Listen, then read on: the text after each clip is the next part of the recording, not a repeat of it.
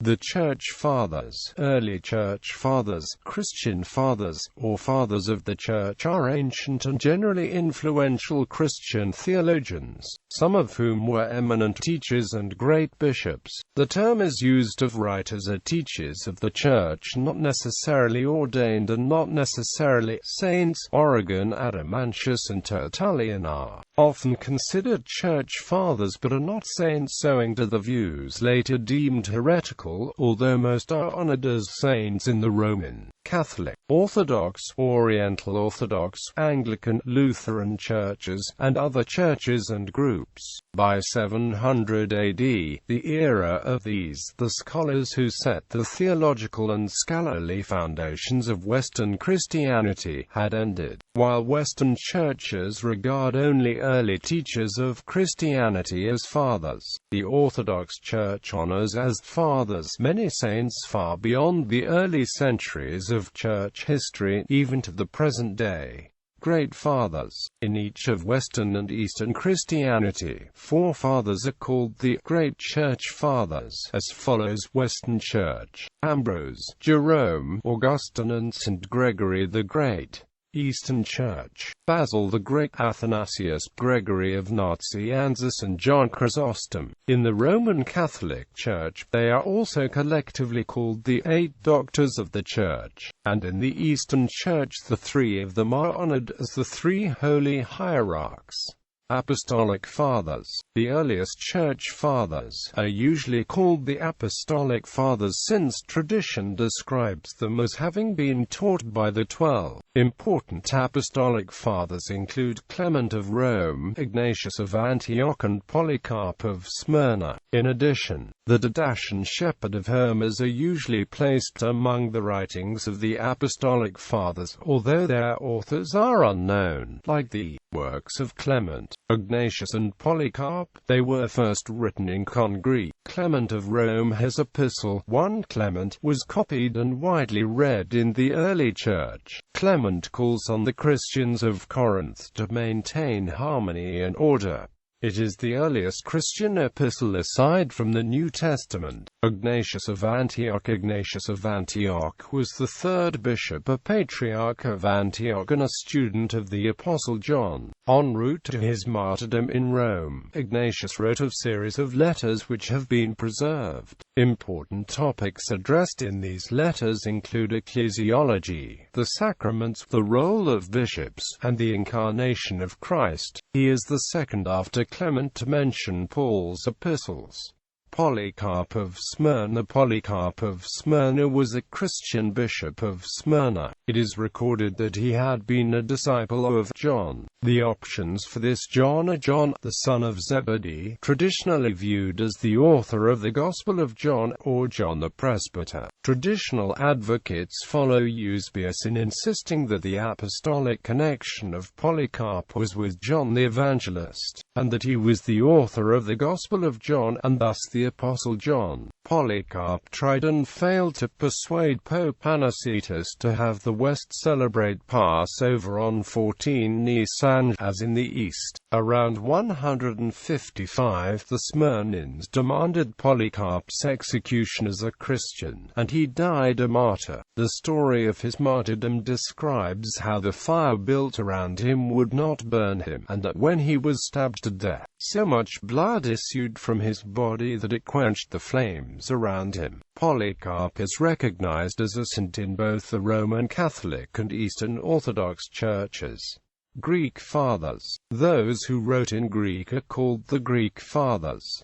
In addition to the Apostolic Fathers, famous Greek Fathers include Justin Martyr, Irenaeus of Lyons, Clement of Alexandria, Athanasius of Alexandria, John Chrysostom, Cyril of Alexandria, the Cappadocian Fathers, Maximus the Confessor and John of Damascus. Justin Martyr. Justin Martyr is regarded as the foremost interpreter of the theory of the Logos in the 2nd century. Irenaeus of Lyons. Irenaeus was Bishop of Lugdunum in Gaul, which is now Lyon, France. His writings were formative in the early development of Christian theology, and he is recognized as a saint by both the Eastern Orthodox Church and the Roman Catholic Church. He was a notable early Christian apologist. He was also a disciple of Polycarp. His best-known book, Against Heresies, enumerated heresies and attacked them. Irenaeus wrote that the only way for Christians to retain unity was to humbly accept one doctrinal authority, episcopal councils. Irenaeus proposed that the Gospels of Matthew, Mark, Luke and John all be accepted as canonical. Clement of Alexandria was the first member of the Church of Alexandria to be more than a name, and one of its most distinguished teachers. He united Greek philosophical traditions with Christian doctrine and valued gnosis, that with communion for all people could be held by common Christians. He developed a Christian Platonism. Like Origen, he arose from catechetical school of Alexandria and was well versed in pagan literature. Origen of Alexandria, Origen Adamantius, was a scholar and theologian. According to tradition, he was an Egyptian who taught in Alexandria, reviving the catechetical school where Clement had taught. The Patriarch of Alexandria at first supported Origen but later expelled him for being ordained without the Patriarch's permission. He relocated to Caesarea Maritima and died there after being tortured during a persecution. Using his knowledge of Hebrew, he produced a corrected Septuagint. He wrote commentaries on all the books of the Bible. In Periarchon, he articulated the first philosophical exposition of Christian doctrine. He interpreted Scripture allegorically and showed himself to be a Stoic, a Neo-Pythagorean, and a Platonist. Like Plotinus, he wrote that the soul passes through successive stages before incarnation as a human and after death, eventually reaching God. He imagined even demons being reunited with God. For Origen, God was not Yahweh but the first principle, and Christ, the Logos, was subordinate to him. His views of a hierarchical structure in the Trinity, the temporality of matter, the fabulous pre-existence of souls, and the monstrous restoration which follows from it, were declared anathema in the 6th century. Because of his heretical views, Origen is technically not a church father by many definitions of that term, but instead may simply be referred to as an ecclesiastical writer. Athanasius of Alexandria was a theologian, Pope of Alexandria, and a noted Egyptian leader of the 4th century. He is remembered for his role in the conflict with Arianism and for his affirmation of the Trinity. At the First Council of Nicaea, Athanasius argued against the Arian doctrine that Christ is of a distinct substance from the Father. Cappadocian Fathers. The Cappadocian Fathers are Basil the Great, who was Bishop of Caesarea, Basil's younger brother Gregory of Nyssa, who was Bishop of Nyssa, and a close friend, Gregory of Nazianzus, who became Patriarch of Constantinople. The Cappadocians promoted early Christian theology and are highly respected in both Western and Eastern churches as saints. They were a 4th-century monastic family, led by St. Macrina the Younger, to provide a central place for her brothers to study and meditate, and also to provide a peaceful shelter for the mother. Abbess Macrina fostered the education and development of her 3 brothers Basil the Great,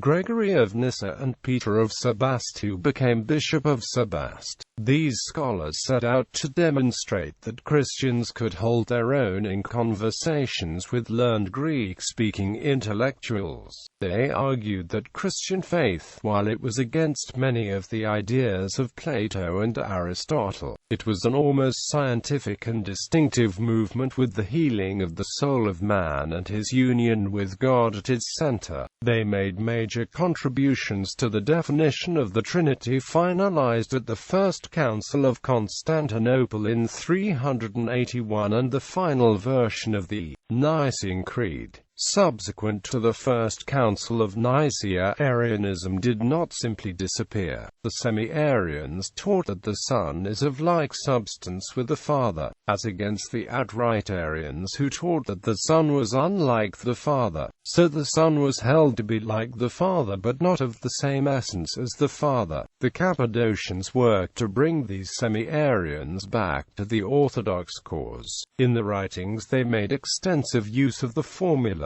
three substances in one essence, and thus explicitly acknowledged a distinction between the Father and the Son, but at the same time insisting on their essential unity. John Chrysostom, Archbishop of Constantinople, is known for his eloquence in preaching and public speaking, his denunciation of abuse of authority by both ecclesiastical and political leaders, recorded sermons and writings making him the most prolific of the Eastern Fathers, and his ascetic sensibilities. After his death he was given the Greek epithet Chrysostomos, meaning golden mouths, rendered in English as Chrysostom. Chrysostom is known within Christianity chiefly as a preacher and theologian. Particularly in the Eastern Orthodox Church, he is the patron saint of orators in the Roman Catholic Church. Chrysostom is also noted for 8 of his sermons that played a considerable part in the history of Christian anti-Semitism. Diatribes against Judaizers composed while a presbyter in Antioch, which were extensively cited by the Nazis in their ideological campaign against the Jews. Cyril of Alexandria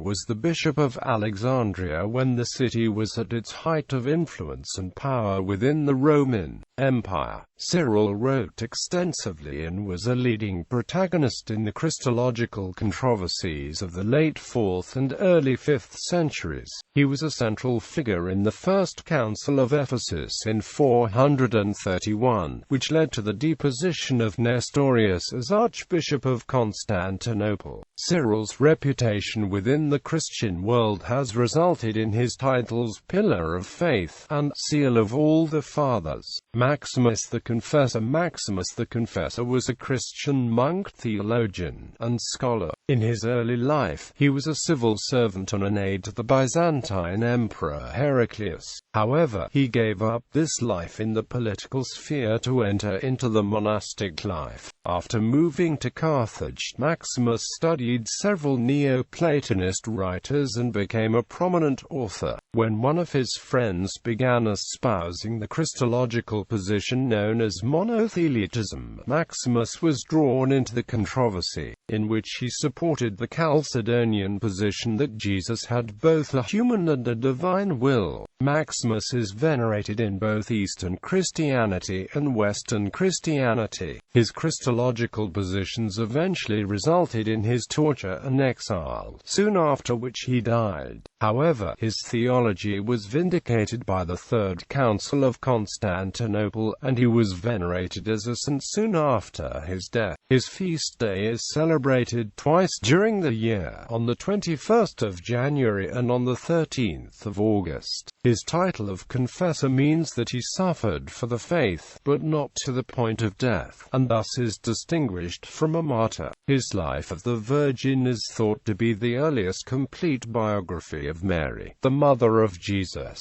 John of Damascus. St. John of Damascus was a Syrian Christian monk and priest, born and raised in Damascus. He died at his monastery, Martaba, near Jerusalem. A polymath whose fields of interest and contribution included law, theology, philosophy, and music, before being ordained. He served as a chief administrator to the Muslim Caliph of Damascus, wrote works expounding the Christian faith, and composed hymns which are still in use in Eastern Christian monasteries. The Catholic Church regards him as a doctor of the Church, often referred to as the Doctor of the Assumption because of his writings on the Assumption of Mary. Latin Fathers. Those fathers who wrote in Latin are called the Latin Fathers. Tertullian. Quintus Septimius Florens Tertullianus, who was converted to Christianity before 197, was a prolific writer of apologetic, theological, controversial and ascetic works.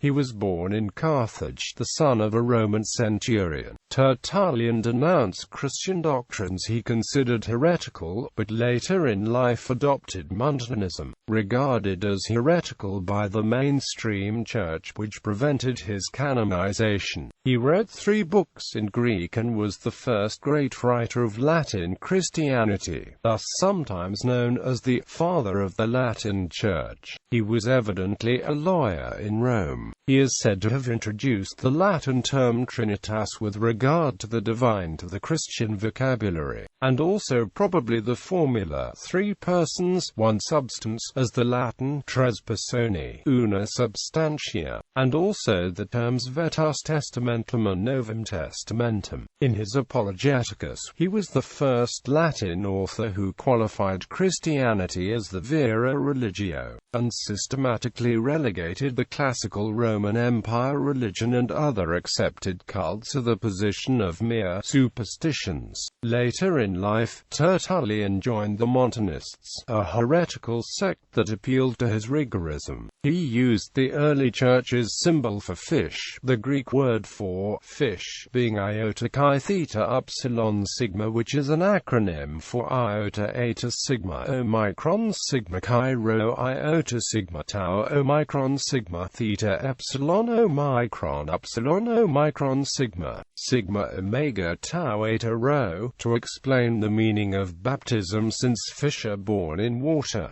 He wrote that human beings are like little fish. Cyprian of Carthage. St. Cyprian was Bishop of Carthage and an important early Christian writer. He was born in North Africa, probably at the beginning of the 3rd century, perhaps at Carthage, where he received an excellent classical education. After converting to Christianity, he became a bishop and eventually died a martyr at Carthage. He emphasized the necessity of the unity of Christians with the bishops, and also the authority of the Roman See, which he claimed was the source of priestly unity. Hilary of Poitiers. Hilary of Poitiers was Bishop of Poitiers and is a doctor of the Church. He was sometimes referred to as the Hammer of the Arians and the Athanasius of the West. His name comes from the Greek word for happy or cheerful. His optional memorial in the Roman Catholic calendar of saints is the 13th of January. In the past, when this date was occupied by the octave day of the Epiphany, his feast day was moved to the 14th of January. Ambrose of Milan. St. Ambrose was an Archbishop of Milan who became one of the most influential ecclesiastical figures of the 4th century. He is counted as one of the 4 original doctors of the Church. He offered a new perspective on the theory of atonement. Pope Damasus I. Pope Damasus I was active in defending the Catholic Church against the threat of schisms. In 2 Roman synods he condemned the heresies of Apollinarianism and Macedonianism, and sent legates to the First Council of Constantinople that was convoked in 381 to address these heresies. He also wrote in defense of the Roman See's authority, and inaugurated use of Latin in the Mass, instead of the Greek that was still being used throughout the Church in the West in the liturgy. Jerome of Stridonium. Jerome is best known as the translator of the Bible from Greek and Hebrew into Latin. He also was a Christian apologist. Jerome's edition of the Bible, the Vulgate, is still an important text of Catholicism. He is recognized by the Roman Catholic Church as a doctor of the Church. Augustine of Hippo. Augustine, Bishop of Hippo, was a philosopher and theologian. Augustine, a Latin father and doctor of the Church, is one of the most important figures in the development of Western Christianity. In his early life, Augustine read widely in Greco-Roman rhetoric and philosophy, including the works of Platonists such as Plotinus. He framed the concepts of original sin and just war as they are understood in the West. When Rome fell and the faith of many Christians was shaken, Augustine wrote The City of God, in which he defended Christianity from pagan critics and developed the concept of the Church as a spiritual city of God, distinct from the material city of man. Augustine's work defined the start of the medieval worldview, an outlook that would later be firmly established by Pope Gregory the Great. Augustine was born in present-day Algeria to a Christian mother, St. Monica. He was educated in North Africa and resisted his mother's pleas to become Christian. He took a concubine and became a Manichaean. He later converted to Christianity, became a bishop, and opposed heresies, such as Pelagianism. His many works, including the Confessions, which is often called the first Western autobiography, have been read continuously since his lifetime. The Roman Catholic religious order, the Order of St. Augustine, adopted his name and way of life. Augustine is also the patron saint of many institutions, and a number have been named after him. Pope Gregory the Great. St. Gregory I the Great was pope from the 3rd of September 590 until his death. He is also known as Gregorius Dialogus in Eastern Orthodoxy because of the dialogues he wrote. He was the first of the popes from a monastic background. Gregory is a doctor of the Church and one of the 4 great Latin fathers of the Church. Of all popes, Gregory I had the most influence on the early medieval Church. Isidore of Seville. St. Isidore of Seville was Archbishop of Seville for more than 3 decades and is considered, as the historian Montalembert put it in an oft-quoted phrase, "Ad urnia savant du monde ancient." Indeed, all the later medieval history writing of Hispania was based on his histories. At a time of disintegration of classical culture and aristocratic violence and illiteracy, he was involved in the conversion of the royal Visigothic Arians to Catholicism, both assisting his brother Leander of Seville and continuing after his brother's death. He was influential in the inner circle of Sigismund, Visigothic king of Hispania. Like Leander, he played a prominent role in the councils of Toledo and Seville. The Visigothic legislation which resulted from these councils is regarded by modern historians as exercising an important influence on the beginnings of representative government.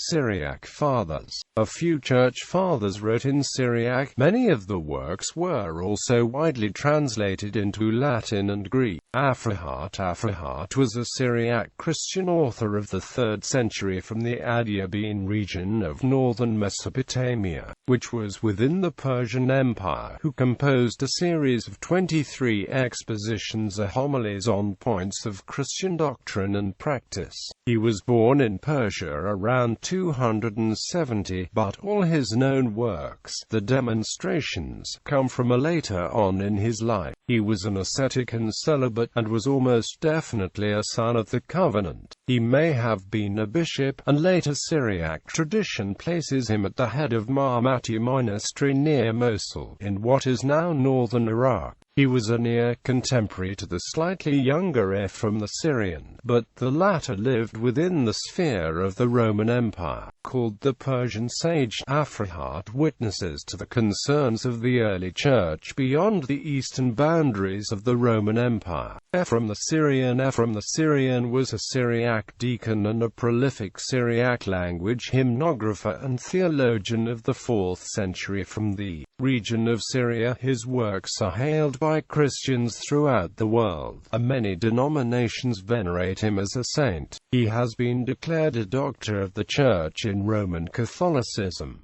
He is especially beloved in the Syriac Orthodox Church. Ephraim wrote a wide variety of hymns, poems, and sermons in verse, as well as prose biblical exegesis. These were works of practical theology for the edification of the Church in troubled times. So popular were his works, that, for centuries after his death, Christian authors wrote hundreds of pseudepigraphal works in his name. He has been called the most significant of all of the fathers of the Syriac-speaking church tradition. Isaac of Antioch. Isaac of Antioch, one of the stars of Syriac literature, is the reputed author of a large number of metrical homilies, many of which are distinguished by an originality and acumen rare among Syriac writers. Isaac of Nineveh. Isaac of Nineveh was a 7th-century Assyrian bishop and theologian best remembered for his written work. He is also regarded as a saint in the Church of the East, the Catholic Church, the Eastern Orthodox Church, and among the Oriental Orthodox churches, making him the last saint chronologically to be recognized by every apostolic church. His feast day falls on January 28.